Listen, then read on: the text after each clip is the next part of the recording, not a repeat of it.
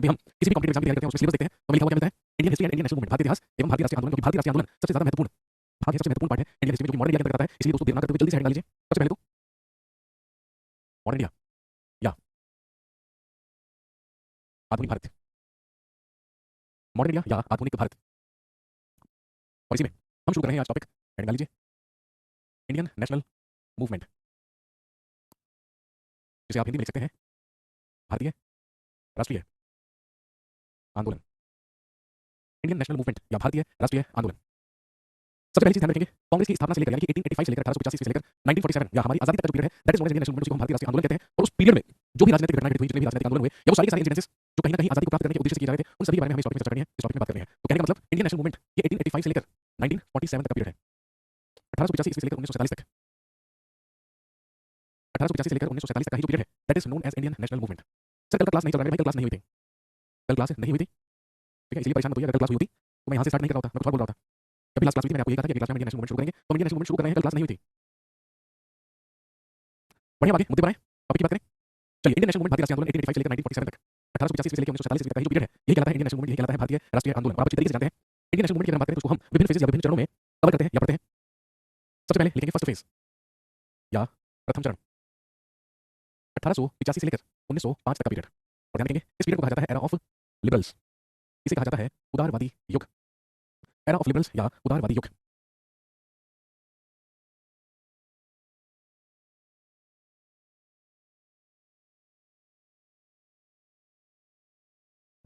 Era of liberals या उदारवादी युग, इसका मतलब यह है कि जब कांग्रेस की स्थापना हुई 1885 ईस्वी में, तो इनिशियली 20 साल कांग्रेस पर पूरी तरीके से जोर रहा, पूरी तरीके से डोमिनेंस रहा उन लोगों का जो लिबरल्स कहलाते हैं, जो उदारवादी कहलाते हैं। ये वो लोग हुआ करते थे जो कि अंग्रेजों के शासन और न्याय करने की व्यवस्था पर बिलीव किया करते थे। लेकिन 1905 में लॉर्ड कर्जन के द्वारा जब बंगाल का विभाजन कर दिया गया, तो लोगों के अंदर अंग्रेजों को लेकर आक्रोश जगा। और 1905 से लेकर 1919 तक इंडियन नेशनल मूवमेंट का सेकंड एरा शुरू हुआ, द्वितीय चरण या द्वितीय फेज शुरू हुआ, जो कि कहलाता है एरा ऑफ अल्ट्रा नेशनलिज्म, उग्र राष्ट्रवाद का युग, एरा ऑफ अल्ट्रा नेशनलिज्म या उग्र राष्ट्रवाद का युग।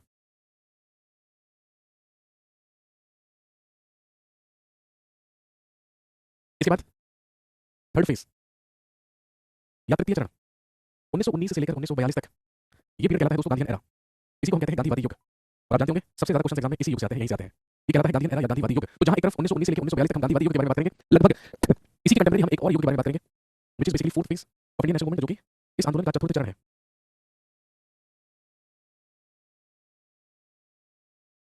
और ध्यान रखेंगे ये जो फोर्थ फेज है, ये कहलाता है एरा ऑफ रिवोल्यूशनरी एक्टिविटीज, क्रांतिकारी गतिविधियों का चरण, एरा ऑफ रिवोल्यूशनरी एक्टिविटीज या क्रांतिकारी गतिविधियों का चरण। और उसके बाद लास्ट फिफ्थ फेज या पांचवां चरण 1942 से लेकर 1947 तक का पीरियड, 1942 से लेकर 1947 तक का पीरियड, जो कहलाता है टुवर्ड्स इंडिपेंडेंस, स्वतंत्रता की ओर, टुवर्ड्स इंडिपेंडेंस या स्वतंत्रता की ओर। किस ईयर में सर, ईयर नहीं लिखे आप, मैंने कहा ना गांधीयन एरा के कंटेम्परेरी, यानी जब हम गांधीयन एरा पढ़ेंगे, गांधीवादी युग, उसी के समकालीन, उसी के कंटेम्परेरी हम एरा ऑफ रिवोल्यूशनरी एक्टिविटीज भी पढ़ेंगे। बेसिकली जो रिवोल्यूशनरी एक्टिविटीज का एरा है ना, इसके भी दो फेजेस हैं, एक 1905 से लेकर चलता है 1919 तक, और फिर 1924 से लेकर चलता है 1946 तक। इस तरीके से उसको हम डिवाइड कर सकते हैं। लेकिन बस आपको पता होना चाहिए कि जब हम गांधीयन एरा पढ़ेंगे, उसी के कंटेम्परेरी हमारे देश में कई सारी क्रांतिकारी गतिविधियां हुई थी, उनके बारे में हम बात करेंगे। तो चलिए शुरू करते हैं इंडियन नेशनल मूवमेंट भारतीय राष्ट्रीय आंदोलन, जो कि आपकी हिस्ट्री में सबसे ज्यादा इंपॉर्टेंट पार्ट है और प्रीवियस ईयर्स में सबसे ज्यादा क्वेश्चंस आपको यहीं से देखने को मिलते हैं। तो सबसे पहले लिख लीजिए एरा ऑफ लिबरल्स, उदारवादी युग, 1885 से लेकर 1905 तक, 1885 से लेकर 1905 तक का ही पीरियड कहलाता है एरा ऑफ लिबरल्स।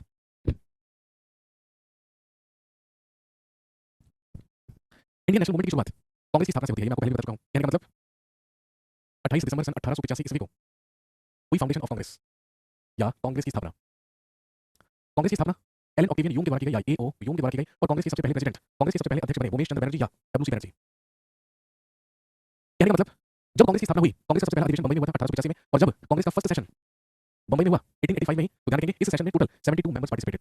इस अधिवेशन में कुल 72 सदस्यों ने भाग लिया। लेकिन हम इस एरा को एरा ऑफ लिबरल्स क्यों कह रहे हैं, हम इस समय को उदारवादी युग क्यों कह रहे हैं, क्योंकि कांग्रेस की स्थापना से लेकर जो शुरुआती 20 साल का पीरियड रहा, जो शुरुआती 20 वर्ष रहे, उसमें पूरा पूरा प्रभाव कांग्रेस पर इस तरह नरमपंथी या उदारवादी नेताओं का रहा। अब हम यहाँ पर लिबरल्स का मतलब क्या है, उदारवादी, यहाँ पर हम उदारवादी उन लीडर्स को कह रहे हैं, उन नेताओं को कह रहे हैं जिनका ऐसा मानना था कि अंग्रेजों के खिलाफ विद्रोह करके, अंग्रेजों से लड़कर, अंग्रेजों के खिलाफ जाकर आजादी प्राप्त नहीं की जा सकती।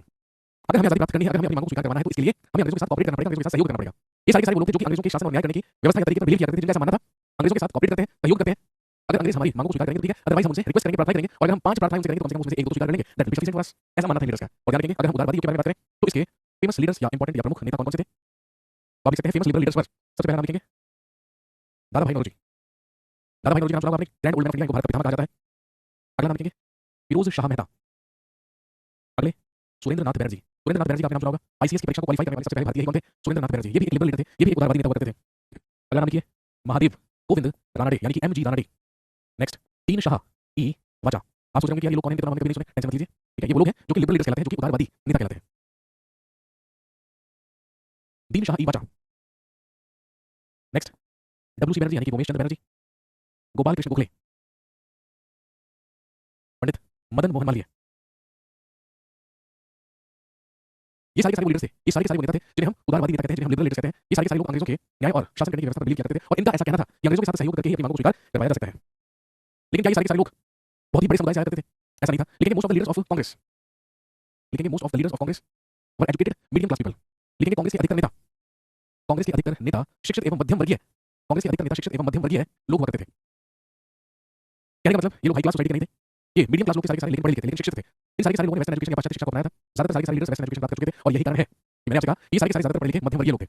अब लिखेंगे इसमें डॉक्टर्स भी थे। अगर हम इनके प्रोफेशन की बात करें, इनके पेशों की बात करें, तो इसमें डॉक्टर्स भी थे, इसमें वकील भी थे, इसमें इंजीनियर भी थे, इसमें साहित्यकार भी थे, लेखक भी थे, शिक्षक भी थे। इन सारे के सारे लोगों से मिलकर ही कांग्रेस बनी थी। और ध्यान रखेंगे सबका तरीका एक ही था कि हम केवल और केवल रिक्वेस्ट करके, केवल और केवल प्रार्थना करके अंग्रेजों से अपनी मांगों को स्वीकार कराने की कोशिश करेंगे।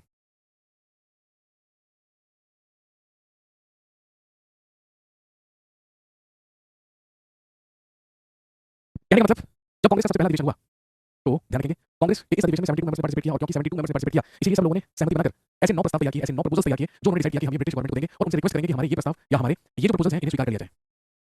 लेकिन कांग्रेस में ही एक और विचारधारा उत्पन्न हुई, एक और विचारधारा के लोग आए जिनका ऐसा कहना था कि अंग्रेजों के सामने भिक्षावृत्ति करने की जरूरत नहीं है। बाल गंगाधर तिलक ने लिबरल लोगों या लिबरल लीडर्स के काम करने के तरीके को क्या कहा? पॉलिटिकल मेंडिकेंसी, या हिंदी में कह सकते हैं राजनीतिक भिक्षावृत्ति। अब ये दूसरी विचारधारा कौन सी थी? ये जो दूसरी विचारधारा के लोग थे, नेता थे, इन्हें कहते हैं अल्ट्रा नेशनलिस्ट, इन्हें कहते हैं उग्र राष्ट्रवादी। इनका ऐसा कहना था कि अंग्रेजों के सामने भीख मांगने की कोई जरूरत नहीं है, राजनीतिक भिक्षावृत्ति करने की कोई जरूरत नहीं है, अपनी मांगे अंग्रेजों के सामने रखिए। अगर अंग्रेज उन्हें स्वीकार करते हैं तो ठीक है, और अगर स्वीकार नहीं करते हैं तो उनका बहिष्कार कीजिए, उन्हें बाइकआउट कीजिए, उनका विरोध कीजिए, उनके विरोध में आंदोलन कीजिए, धरने कीजिए। ऐसा मानना था अल्ट्रा नेशनलिस्ट नेताओं का या उग्र राष्ट्रवादी नेताओं का।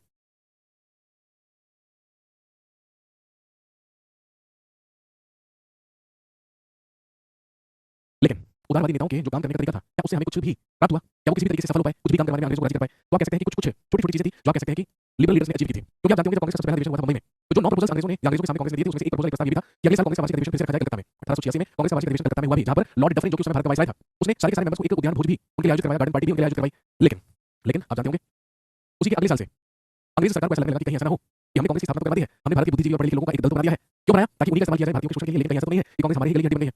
तीसरे अधिवेशन से ही जो कि मद्रास में हुआ, कहीं ना कहीं अंग्रेजों के जो स्वर थे वो कांग्रेस के लिए आलोचनात्मक हो गए। लेकिन फिर भी जो 9 प्रपोजल्स हमने दिए उसमें से कुछ कुछ अपनी मांगों को स्वीकार कराने में हम सफल हुए। इस तरीके से सफल हुए। 9 प्रपोजल्स में हम कह रहे थे कि भाई इंडियन सिविल सर्विस की परीक्षाएं आप जानबूझकर केवल लंदन में करवाते हैं ताकि उसमें कम से कम भारतीय पार्टिसिपेट कर सके। अब भारत में भी आईसीएस की परीक्षाओं का आयोजन करवाइए। तो यही रीजन रहा 1886 में स्थापना की गई पब्लिक सर्विस कमीशन की या लोक सेवा आयोग की। 1886 ईस्वी में लोक सेवा आयोग या पब्लिक सर्विस कमीशन की स्थापना की गई। इसके अलावा 1892 में इंडियन काउंसिल एक्ट या भारतीय परिषद अधिनियम पारित हुआ। इंडियन काउंसिल एक्ट या भारतीय परिषद अधिनियम पारित हुआ। ये दो सबसे बड़ी अचीवमेंट लिबरल लीडर्स की आप कह सकते हैं, क्योंकि जब लोक सेवा आयोग का गठन हुआ, हालांकि बहुत टाइम लगा, 1923 में जाकर भारत में भी आईसीएस की परीक्षाओं की शुरुआत हुई। लेकिन जब 1892 में इंडियन काउंसिल एक्ट आया तो यही वो एक्ट है जिसके तहत भारत में सबसे पहली बार इनडायरेक्ट इलेक्शन या अप्रत्यक्ष निर्वाचन की प्रणाली को अपनाया गया। अभी तक यहाँ पर निर्वाचन नाम की कोई चीज नहीं थी, पहली बार इसी एक्ट के तहत इनडायरेक्ट इलेक्शन या अप्रत्यक्ष निर्वाचन की प्रणाली को अपनाया गया, और भारतीयों को बजट पर पहली बार बहस करने का अधिकार प्राप्त हुआ। भारतीय सदस्यों को पहली बार बजट पर बहस करने का अधिकार प्राप्त हुआ। इससे पहले कभी भारतीयों को यह अधिकार नहीं दिया गया था।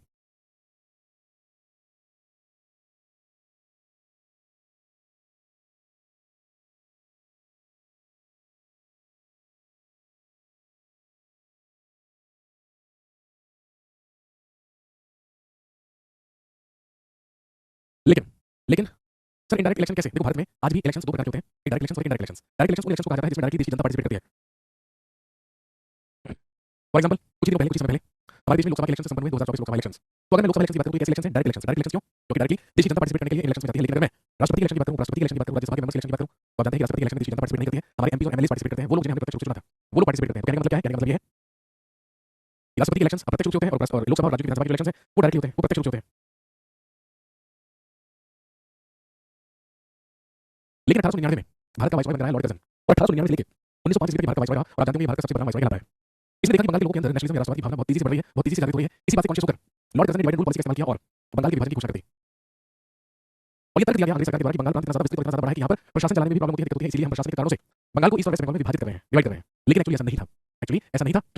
बंगाल के लोगों में राष्ट्रवाद की भावना को कमजोर करने के उद्देश्य से ही बंगाल का विभाजन किया गया था और यही रीजन हुआ कि जब बंगाल का विभाजन हुआ तो बंगाल का विभाजन होते ही बंगाल के लोग अंग्रेजों के प्रति आक्रोशित हो गए और वहीं से इंडियन नेशनल मूवमेंट की जो कमान थी अब वो लिबरल लीडर्स के हाथों से अल्ट्रा नेशनलिस्ट लीडर्स के हाथों में चली गई इसलिए यहीं से इंडियन नेशनल मूवमेंट का दूसरा फेज शुरू हो जाता है सेकंड फेज जिसको हमने क्या कहा Bengali era of ultra nationalism उग्र राष्ट्रवाद का युग 1905 से लेके 1919 तक 1905 से लेके 1919 तक का ही पीरियड कहलाता है एरा ऑफ अल्ट्रा नेशनलिज्म या उग्र राष्ट्रवाद का युग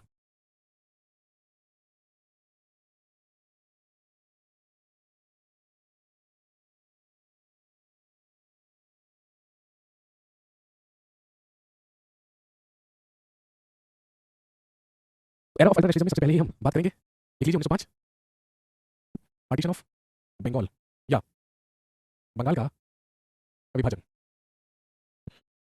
पार्टीशन ऑफ बंगाल या बंगाल का विभाजन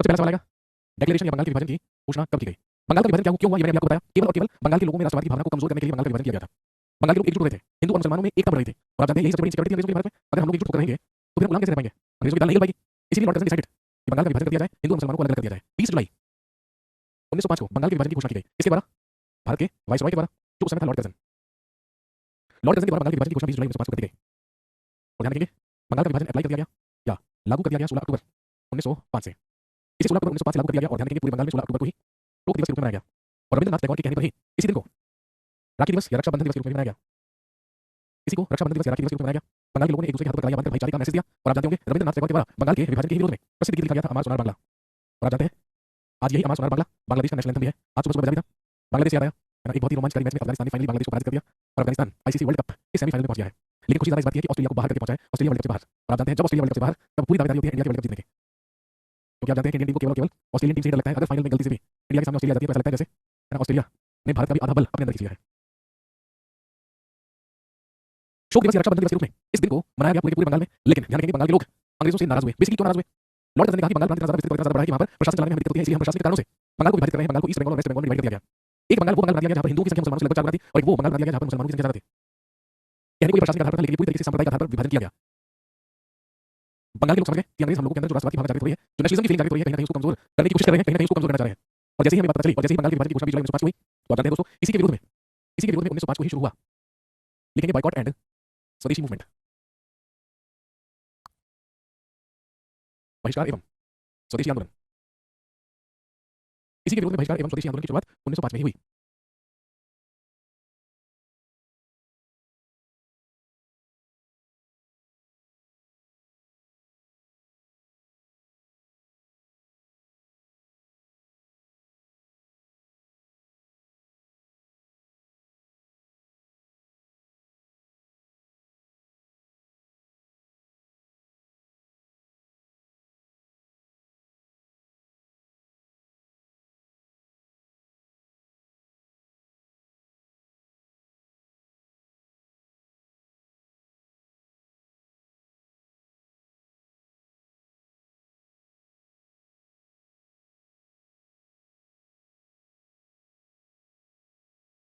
जब 20 जुलाई 1905 को लॉर्ड कर्जन के द्वारा बंगाल के विभाजन की घोषणा कर दी गई तो इसी विभाजन के विरोध में 7 अगस्त 1905 को कलकत्ता के टाउन हॉल में एक आंदोलन की शुरुआत हुई एक आंदोलन की नींव रखी गई जिसे हम स्वदेशी बहिष्कार आंदोलन या बहिष्कार एवं स्वदेशी आंदोलन कहते हैं लेकिन इसी को बंग भंग विरोधी आंदोलन भी कहा जाता है सुरेंद्र नाथ बनर्जी और आनंद मोहन बोस के द्वारा दो बड़ी जनसभाएं की गई और कलकत्ता के टाउन हॉल से शुरुआत हुई स्वदेशी बहिष्कार आंदोलन की आपको दो लीडर्स के नाम से याद रखने हैं सबसे पहले सुरेंद्र नाथ बनर्जी और आनंद मोहन बोस इन्हीं दोनों के द्वारा कलकत्ता के टाउन हॉल से शुरुआत की गई स्वदेशी और बहिष्कार आंदोलन की स्वदेशी एंड बाइकॉट मूवमेंट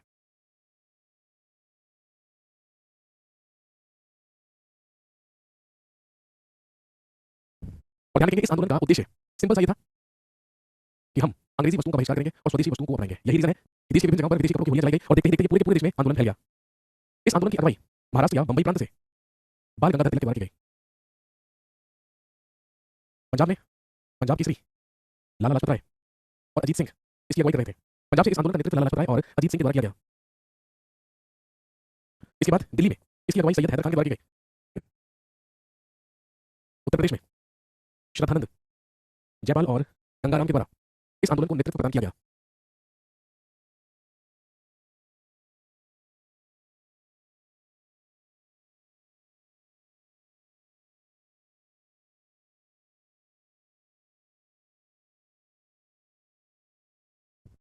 और ध्यान रखेंगे इसी आंदोलन के बाद या इसी आंदोलन के दौरान पंजाब से लाला लाजपत राय, महाराष्ट्र से बाल गंगाधर तिलक और बंगाल से विपिन चंद्र पाल, ये तीनों के तीनों लोगों का त्रिकूट ट्रायो बड़ा फेमस हुआ और ये कहलाए लाल बाल पाल। और इसके बाद बंगाल के विभाजन तो कर दिया अंग्रेजों ने, लेकिन इसका नतीजा क्या हुआ, इसका अंजाम क्या हुआ, आप अच्छी तरीके से जानते हैं। कहीं ना कहीं भारत के मुसलमानों के अंदर तख्त का बीज अंग्रेजों के द्वारा बो दिया गया और उनसे कह दिया गया कि आप भारतीय राजनीति में हमेशा दूसरे पायदान पर रहेंगे, क्योंकि हमेशा ज्यादा अधिकार हिंदुओं को प्रदान किए जाएंगे, क्योंकि भारत में अल्पसंख्यक है। और इसी का नतीजा हुआ कि अगले ही साल 1906 में मुस्लिम लीग की स्थापना हुई। कांग्रेस के अंदर नरमपंथियों और गरमपंथियों के बीच में फूट पड़ी। 1907 में सूरत अधिवेशन में कांग्रेस का विभाजन हो गया, गरम दल और नरम दल में। और इसके बाद क्या हुआ, ये सारी चीजें हम कंटिन्यू रखेंगे, कल आपसे मुलाकात होगी। और ध्यान रखेंगे बंगाल के विभाजन के बाद क्या हुआ और स्वदेशी बहिष्कार आंदोलन के बाद क्या हुआ, इसी के बारे में हम कल चर्चा करेंगे। यूपी का लिखा है श्रद्धानंद जयपाल और गंगाराम। इसके अलावा मद्रास के भी कुछ लीडर थे जो इस आंदोलन की अगुवाई कर रहे थे। अगर चाहे तो लिख सकते हैं मद्रास से सुब्रमण्यम अय्यर, पी आनंद चालू और टीटी तेलंग जैसे लीडर थे जो इस आंदोलन की अगुवाई दक्षिण भारत से कर रहे थे। चलिए कल मिलते हैं, थैंक यू वेरी मच।